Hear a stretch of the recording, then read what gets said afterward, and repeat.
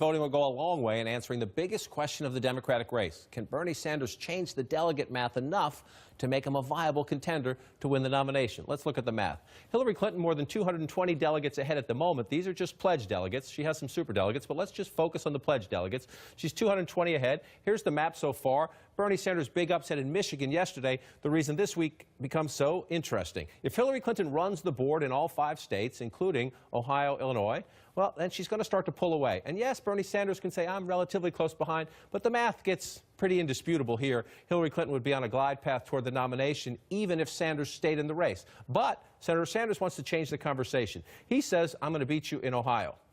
Proportional delegates, even if he won 55-45, she'd pick up delegates. The question is, can he also pull off Ohio and Illinois?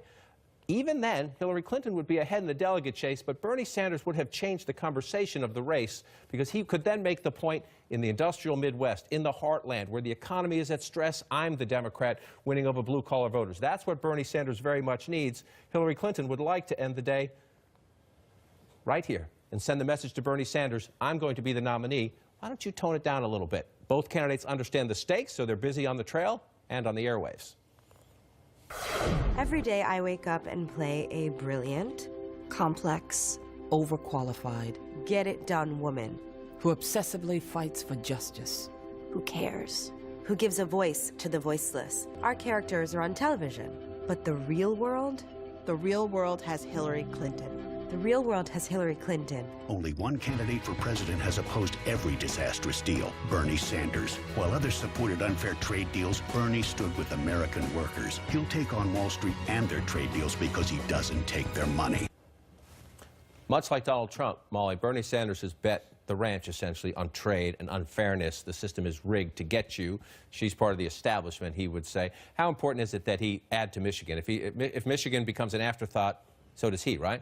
Yes, I think so. And it's very important, as you said, for delegate reasons and also for sort of psychological reasons, right? He needs to show that he's still getting traction in this race. Right. The narrative was turning against him before Michigan, and then the fact that he was able to pull off that incredible upset showed people that there is still a very vocal constituency in the Democratic base that wants what he is selling. And particularly on trade, it is very striking that Bernie Sanders and Donald Trump have effectively the same position on trade, and that they are getting traction in these heartland states, the Rust Belt, the industrial Midwest, where the loss of those manufacturing jobs is very deeply felt, and where even though Hillary Clinton has tried to run against the Trans-Pacific Partnership and as a fair trade candidate, people are not buying it. They do not believe that that's the side of this issue that she is on, and they're reacting to that. Yeah, I mean, one of the big differences is Trump not able to broaden his coalition, certainly not racially, but finally Bernie Sanders is doing that. We saw him really start to eat into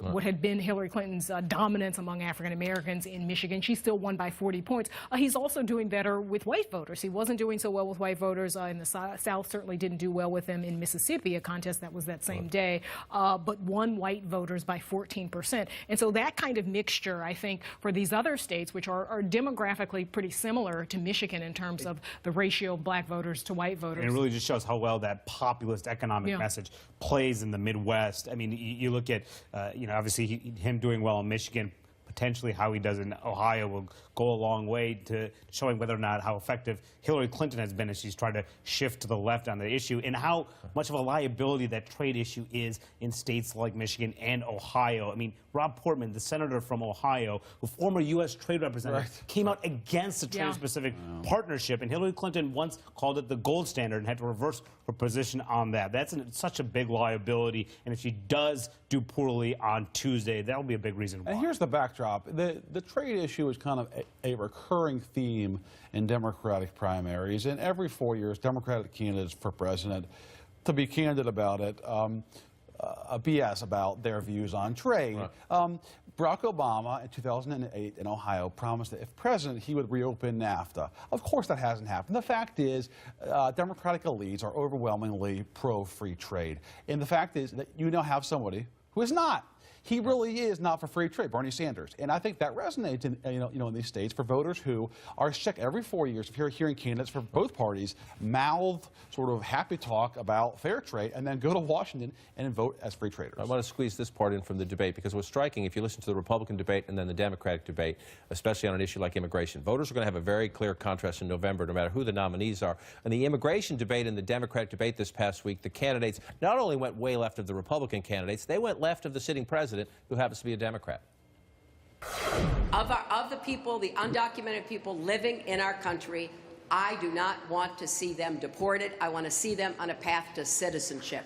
That is exactly what I will do. I happen to agree with President Obama on many, many issues. I think he's done a great job as President of the United States. He is wrong on this issue of deportation. I disagree with him on that. So to answer your question, no, I will not deport children from the United States of America.